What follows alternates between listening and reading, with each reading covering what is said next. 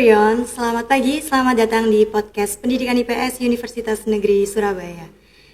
Tempat ngobrol santai dan penuh inspirasi. Bersama saya Nihatus Ada dan juga salah satu dosen Prodi Pendidikan IPS yang sangat kece, tentunya kalian semua pasti kenal beliau, yaitu Bapak dosen Ali Imron. Oke. Selamat pagi Bapak. Pagi semuanya, teman-teman.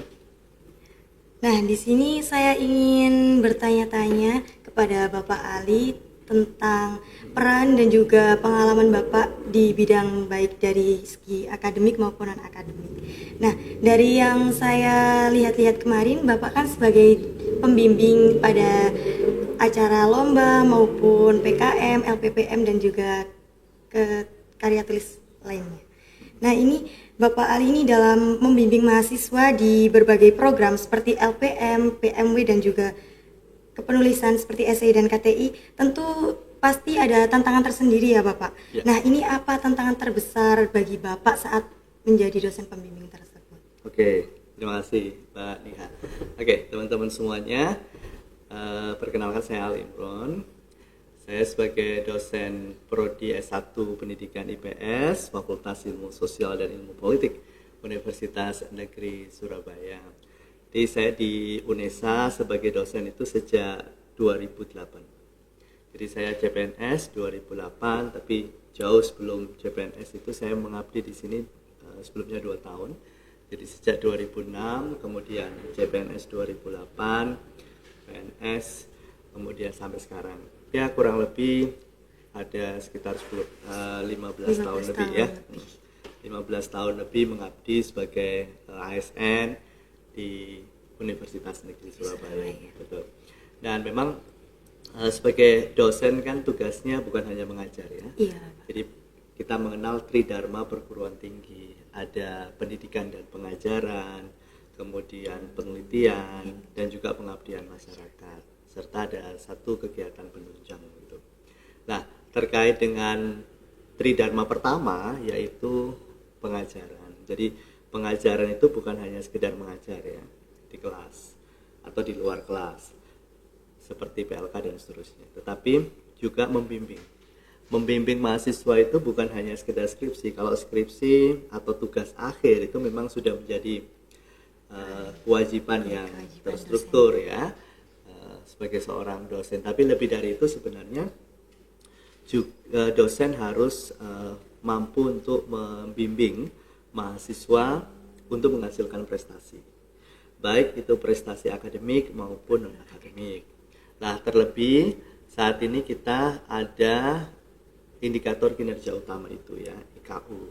Dan salah satu IKU adalah IKU tentang prestasi mahasiswa. Sehingga prestasi mahasiswa ini menjadi indikator kinerja. Artinya seorang dosen itu berhasil, kinerjanya bagus.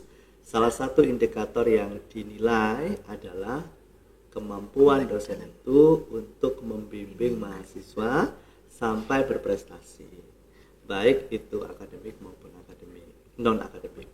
Kalau tadi ditanya tentang tantangan, tentu luar biasa ya, pasti ada ya. Karena bagaimanapun kita memahami secara konseptual, kita belajar ilmu sosial, tentunya kita belajar banyak konsep tentang perubahan sosial, tentang dinamika sosial.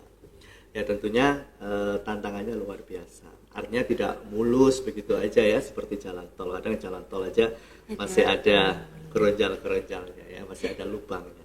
Nah itulah yang sebenarnya yang saya alami secara pribadi sebagai seorang dosen yang membimbing mahasiswa berprestasi juga demikian. Jadi tantangannya luar biasa. Salah satu tantangan yang berat adalah menumbuhkan motivasi berprestasi. Ya, kalau kita mengenal konsep need achievement and arch, itu kan salah satunya melihat bahwa prestasi itu menjadi sebuah kebutuhan sebenarnya. Sehingga proses untuk berprestasi memang tidak kemudian tiba-tiba langsung di puncak, tidak. Pasti akan ada yang namanya take off, tinggal landas sampai kemudian sampai ke puncak. Sama, sehingga proses itu menjadi, menurut saya ini adalah sebuah dinamika yang harus kita nikmati gitu. Pada akhirnya kemudian alhamdulillah prestasi itu berhasil kita wujudkan. Jadi meyakinkan dulu sehingga kemudian muncul motivasi berprestasi. Nah, saya melihat bahwa motivasi itu kan sebagai sebuah need, ya. Makanya saya tadi mengatakan need achievement, kebutuhan untuk achieve, berprestasi. Sehingga motivasi itulah yang kemudian akan menumbuhkan sebuah kebutuhan bahwa prestasi itu penting, bahwa saya butuh untuk berprestasi. Nah, kemudian untuk apa prestasi itu, ya salah satunya aktualisasi diri, ya. Salah satunya ada aktualisasi diri. Kemudian tantangan yang kedua tentunya adalah setelah itu membangkitkan mereka untuk secara konsisten berprestasi. Ya, konsistensi ini yang kemudian ya agak susah untuk dijaga. Makanya ini yang kemudian harus dikawal terus, konsistensi untuk berprestasi. Selain itu juga mengupgrade potensi kemampuan melalui berbagai macam kegiatan. Misalnya literasi, kemudian diskusi, ya, kemudian mengikuti berbagai macam kompetisi. Ya memang tidak setiap saat kemudian juara. Memang ada lika-likunya, ada dinamikanya. Mungkin pertama tidak bisa juara, tapi kita coba lagi. Ya, sampai kemudian yang saya katakan lagi bahwa need achievement itu mulai dari take off sampai kemudian terbang tinggi. Ya, itu yang kita harapkan. Saya kira itu. Baik, terima kasih. Nah, untuk itu tadi kan di prodi sendiri banyak yang memiliki potensi-potensi yang unik ya, Bapak. Ya.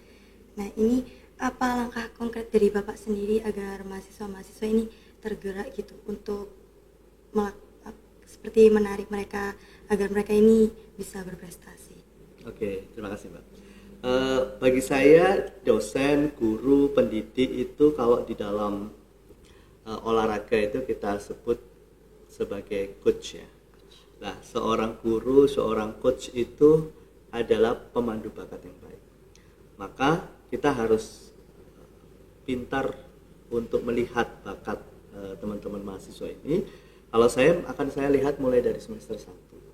Jadi ketika mengajar mereka di semester 1, mengajar di kelas itu kita sudah bisa melihat kira-kira bibit-bibit potensi yang bisa dikembangkan next time itu siapa saja dan di bidang mana. Karena tidak semua itu akademik, ya. Tidak semua kemudian pintar menulis, tidak semua mahasiswa itu pintar debat dan seterusnya. Tidak semua mahasiswa itu pintar meneliti. Tetapi ada juga beberapa mahasiswa yang memang bidangnya non akademik, ya, misalnya kemampuan mereka dalam public speaking, ya, kemudian keterampilan-keterampilan lain yang seperti ini, ya, misalnya podcast seperti ini kan juga skill sebenarnya, ini adalah kemampuan. Sehingga menurut saya termasuk membuat video, media pembelajaran dan seterusnya. Sehingga menurut saya yang pertama yang harus saya lakukan adalah menjadi pemandu bakat yang baik. Kalau saya sudah punya by name, ya, by potential, kemudian saya mencoba untuk mendiskusikan dengan rekan itu. Kemudian saya punya referensi, gitu, punya referensi lomba-lomba apa saja yang bisa diikuti oleh mereka sesuai dengan potensi yang mereka miliki. Contoh misalnya tadi disinggung tentang riset dan PKM misalnya. Ya tentunya saya akan melihat mahasiswa mana yang berpotensi untuk melakukan research dan PKM yang kemudian saya kira dari sisi semangat, motivasi dan juga kemampuan personal dia bisa kok dorong sedemikian rupa, dikonstruk sedemikian rupa sehingga memang mereka benar-benar nanti bisa berprestasi. Tuh. Yang kedua, saya biasanya melalui include penugasan. Jadi saya punya banyak pengalaman, misalnya di awal itu saya selalu mengawali dari tugas mata kuliah. Jadi contoh misalnya saya mengajar mata kuliah pembelajaran misalnya.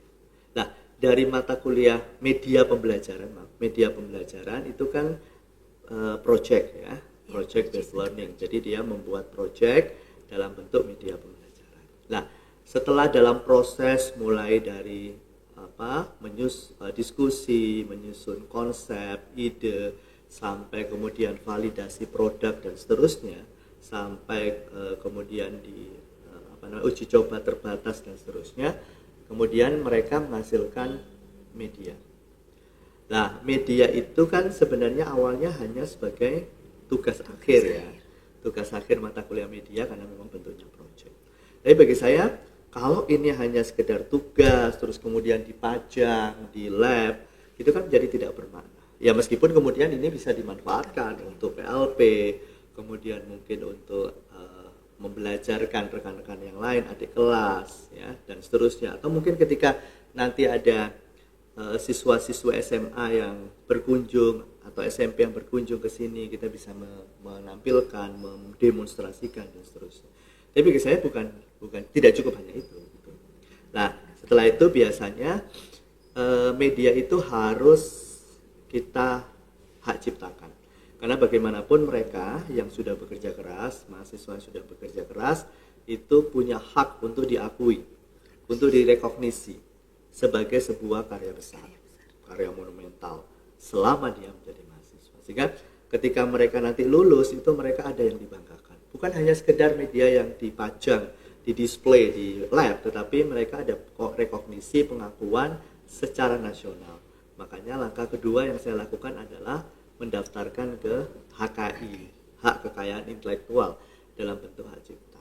Oke, sertifikat sudah keluar. Terus apalagi nih yang mau saya lakukan? Nah, saya punya beberapa referensi, salah satunya adalah kompetisi penalaran mahasiswa. Nah, ya, jadi pertama saya ajukan kebetulan di lembaga kita, Lembaga Penelitian dan Pengabdian Masyarakat UNESA, LPPM, itu ada skim penelitian mahasiswa. Dan itu kompetitif, hibah kompetitif. Nah, kemudian saya saya arahkan mereka, saya bimbing, dampingi, ya kelompok yang tadi, untuk menyusun proposal. Jadi kalau tadi produknya udah selesai, kemudian kita membuat proposalnya. Nah, proposal itu yang kemudian kita kompetisikan. Alhamdulillah lolos. Tahun ini 2024 saya meloloskan 2 kelompok. Ya, yang satu R&D, Research and Development, pengembangan media, yang satunya riset sosial. Nah, 2 alhamdulillah lolos dan ini sudah sampai akhir di tahap laporan akhir. Nah, setelah itu apa lagi? Oh, nggak cukup hanya itu. Nah, dari situ kemudian kita kompetisikan keluar, eksternal. Iya, lomba-lomba misalnya, baik itu lomba yang diselenggarakan oleh Dikti, ya, Puspresnas, misalnya LIDM, lomba inovasi digital mahasiswa, yang membuat video salah satunya atau media pembelajaran ini juga kita ikutkan. Nah, terus kemudian lomba kalau misalnya di Kemendikbud gagal, saya ikutkan ke lomba lain. Jadi ada beberapa referensi bertingkat lah ya, mulai dari yang rendah sampai dengan yang tinggi. Nah, setelah itu bahkan sampai mereka publikasi artikel jurnal. Jadi dari hasil penelitian tadi kan sudah ada hasilnya ya, kemudian dirubah dalam bentuk artikel, kemudian saya ikutkan ke konferensi dulu. Jadi kebetulan memang ada international conference. Nah, saya ikutkan di situ, kemudian otomatis kan karena international conference itu luarannya adalah jurnal internasional, maka ya mereka mempublish lah artikel itu dan alhamdulillah sampai sekarang publish ya. Yang itu beberapa tahun saya mengajar sejak di prodi ini dibuka 2017, itu saya memulai meng-hire angkatan 2017 itu dia lolos PKM, didanai sampai dengan BIMNAS itu waktu itu juga mendapatkan prestasi sebagai presenter sebagai kelompok favorit ya, peringkat 4 nasional RSA waktu itu tahun 2018, kebetulan dia angkatan 2017. Oke, terus sampai sekarang 2018, 19, 20, 21 bahkan salah satunya misalnya di media pembelajaran membuat video, setelah dia dihakikat terus saya ikutkan lomba International Movie Competition yang diselenggarakan oleh University Science Malaysia. Nah, kebetulan ada 5 kelompok waktu itu, dari 5 kelompok itu yang mendapatkan the best itu ada 2 kelompok ya. Video terbaik ada 2 kelompok, sedangkan yang lain ya di bawahnya. Ya, alhamdulillah paling tidak mereka sudah pun merasakan prestasi internasional. Ya. Nah, dari situ kan terciptanya ruang kolaborasi ya Bapak. Ya, betul. Dari dosen dan juga mahasiswa. Nah, ini jika ada untuk kedepannya Pak, ada ruang kolaborasi yang lebih luas lagi, ini mencakup sivitas akademika prodi S1 Pendidikan IPS, ini apakah Bapak setuju dan mungkin bagaimana apa pendapat Bapak terkait hal Ya, tersebut? ya pastinya saya setuju, apalagi sistem kurikulum kita kan didesain kurikulum MBKM ya. Jadi saat ini kita masih melaksanakan kurikulum MBKM, Merdeka Belajar, Kampus Merdeka. Dan salah satu prinsip MBKM itu adalah kolaboratif. Sehingga tidak bisa kemudian dosen itu bekerja sendiri ya. Yang selama ini yang sudah kita lakukan salah satunya adalah magang riset. Ya kan ada magang riset, kemudian ada magang kewirausahaan, ada magang kemanusiaan. Nah, salah satunya yang ada bimbingan saya itu mengikuti magang riset. Jadi riset saya kemudian dibantu oleh mereka magang. Tapi mereka mengambil sub kajian dari riset saya. Jadi misalnya contoh ya, saat ini saya sedang disertasi mengerjakan proyek disertasi S3 saya tentang stunting.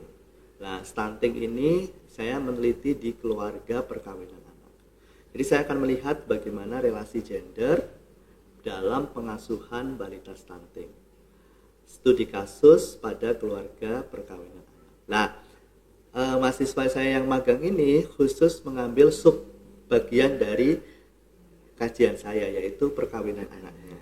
Nah, kalau saya akan melihat bagaimana relasi gendernya, sehingga kita saling support begitu. Sehingga misalnya kemarin kebetulan lokusnya ada di Jember. Mengapa Jember? Karena Jember itu angka stuntingnya tertinggi di Jawa Timur dalam 2 tahun terakhir ini, sehingga kita ke sana.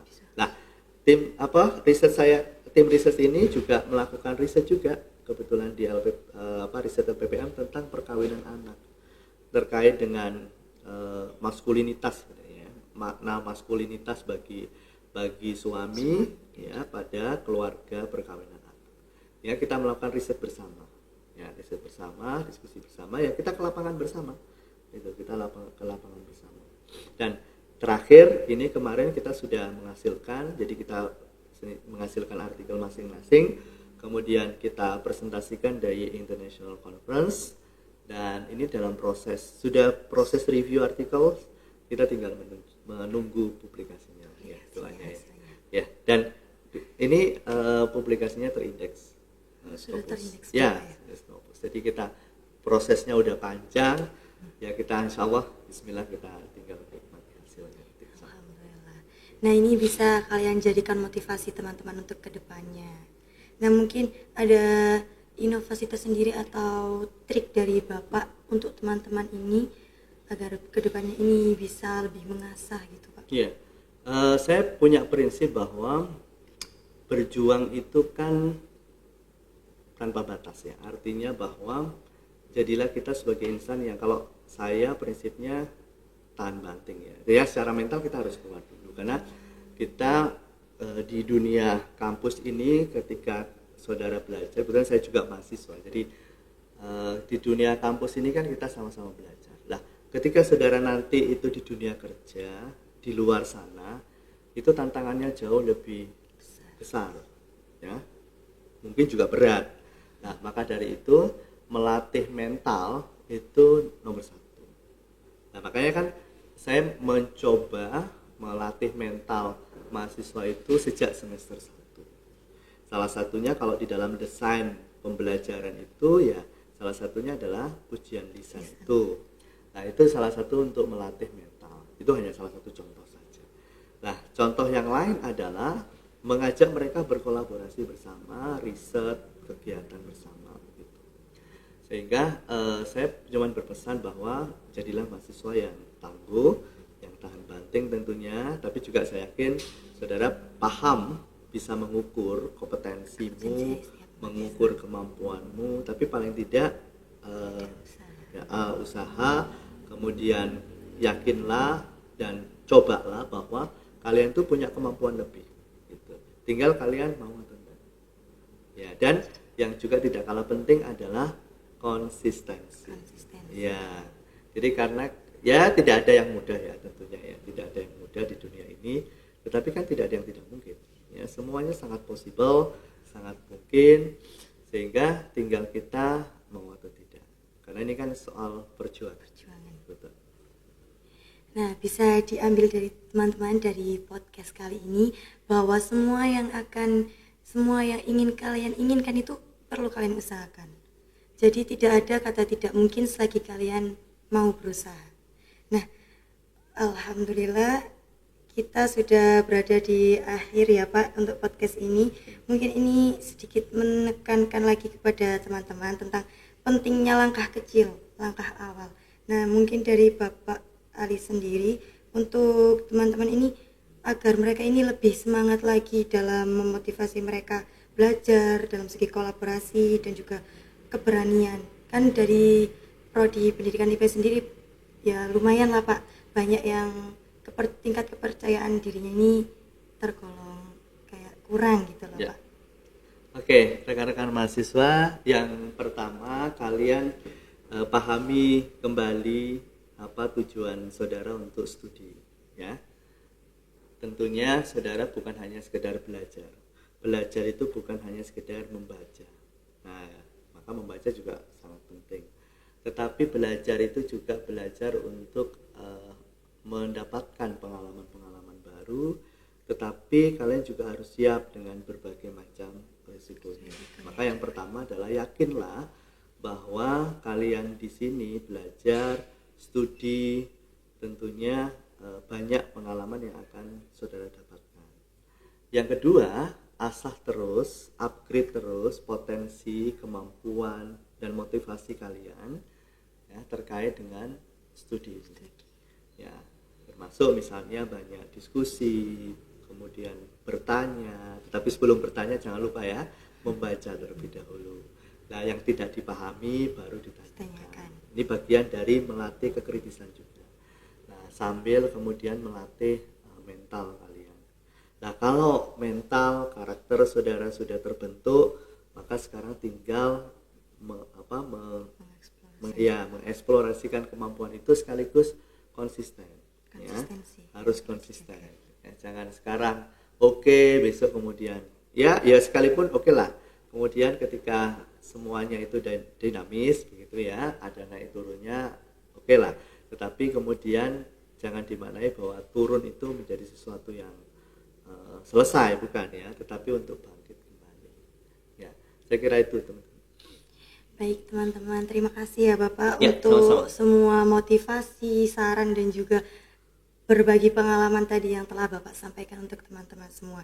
Nah, dari sini kita bisa melihat poin-poin penting teman-teman tentang konsistensi dan juga cara untuk meningkatkan kepercayaan diri kita saat melakukan apapun untuk kedepannya nanti.